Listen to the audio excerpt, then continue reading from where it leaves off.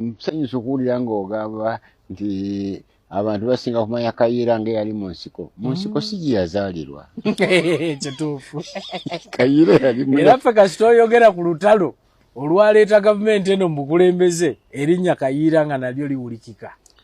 Nze nti yagadde kumugamba nti nze namumanya ntya.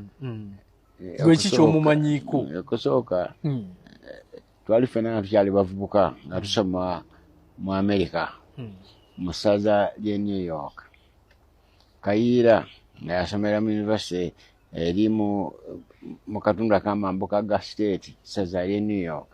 Nze nga ndi mu university eri mu kibuga wakati eky'e New York. Naye nga bannayuganda bwe twali nga batono mu kiseera ekyo njogera mu myaka okuva mu mwaka ogw'enkaaga mu ogumu awo okutuuka nga mu gw'ensanvu. Nga ffenna tuli bavubuka tukuŋŋaana ne tujaguza. Twajaguza ameefuga ga Uganda agatusanga mu Amerika.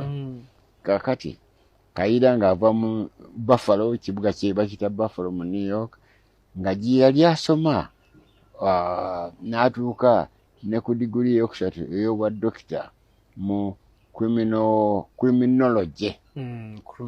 Obuzzi bw'emisango. Kakati awo ffenna twalwawo okudda mu Uganda.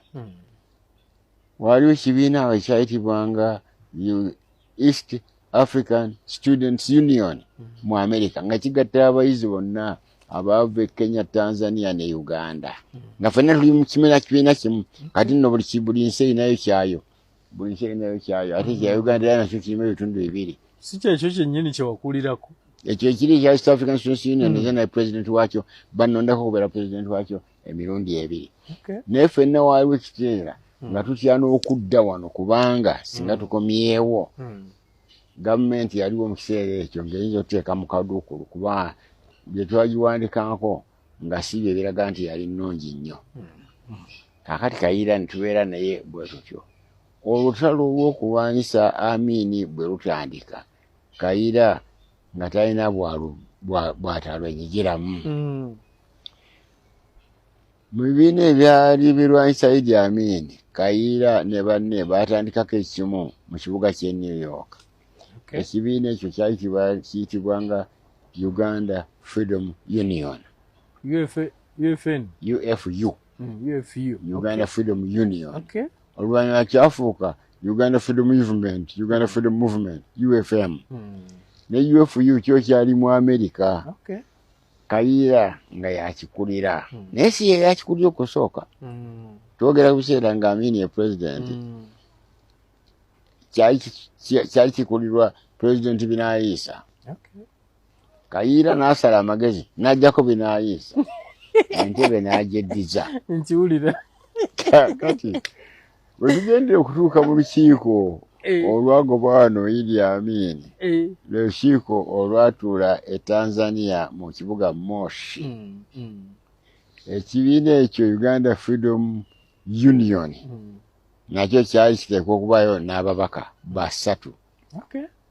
Kakati baali basazeewo nga nange nno sinnatuuka kubanga natuukako kikeerezere kikobanga ana mu ttaano mu lukiiko olwo. Nze nali nkiikirira ekibiina, nze mwe nali nze omu ku bannannyini kigunjaawo ekyayitibwanga Uganda Nationalist Organization. Kyetwagambanga nti ekitebe kyakyo kiri mu Kampala newankubadde ddala ofiisi yange Nairobi kyekyali ekitebe kyayo. Namugamba kiri Kampala. Kiri Kampala. Naye nga Nairobi. Nga Nairobi mutuufu gye kiri. Kaakati ekya Kayiira ekyayitibwanga Uganda Freedom Union nakyo kyali kiteekwa okukiikirirwa. Abaasookayo baasalawo buli kibiina kikiikirirwe abantu basatu mu lukiiko olwo. Olw'Emoshi. Okuva lwe baagambanga nti ebibiina biri 22 abakiise bandibadde 66. Sinaba kumanya lwaki baali 3. Ekitegeeza nti ate nga bamu abasatu bonna bajjanga. Ekitundutundu kirambe tekyanze. Waliwo engeri y'embalaawo gye saategeera bulungi. Naye olukiiko luno lwali lugendereddwamu kuteesa bwe mujjako Amin. Gyegyo kyennyini naye kuteesa kwennyini kwali kugendererwa ebintu bibiri. Okusooka ekyali kigendererwa ekisooka kwe kuddira ebibiina 22 bigatte kifuuke kimu. Okay. Kirwanyisa Amin. Soon, if not tomorrow. Broadly speaking, the difference is on whether we are going to hold fellows who committed crimes in the past accountable for their crimes, or whether we should condone these crimes. I think that's why the other side is scared of some of these points, is scared of an agreement. If you do not sign the agreement, will it be all-out war? Well, of course, the war is on.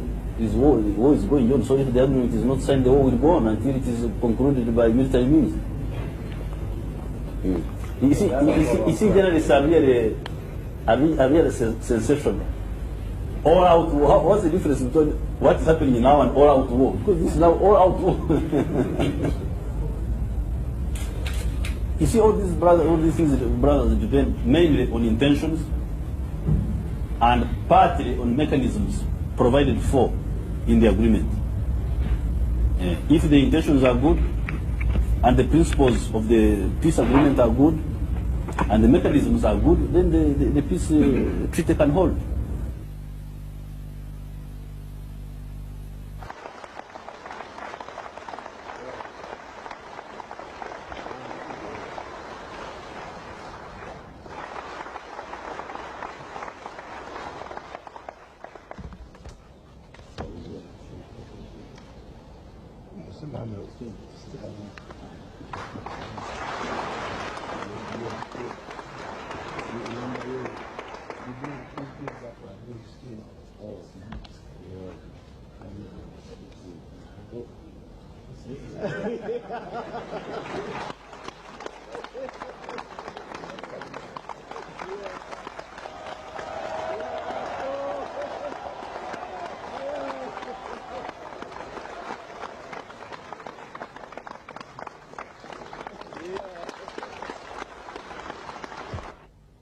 I want the world to understand this.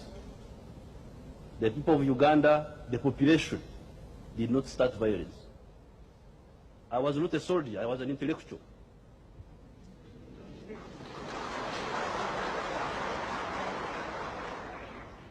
Why did I become a soldier? I became a soldier to defend myself and my people against state-inspired violence.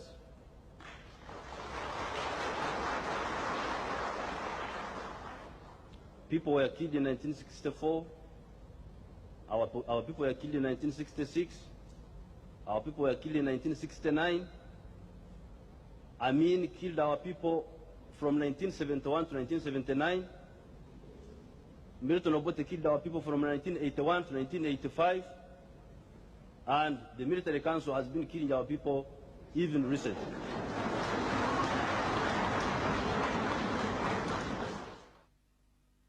Rebel forces in Uganda are said to be controlling most of the capital, Kampala, after 2 days of heavy fighting. Oh, hey! Do something!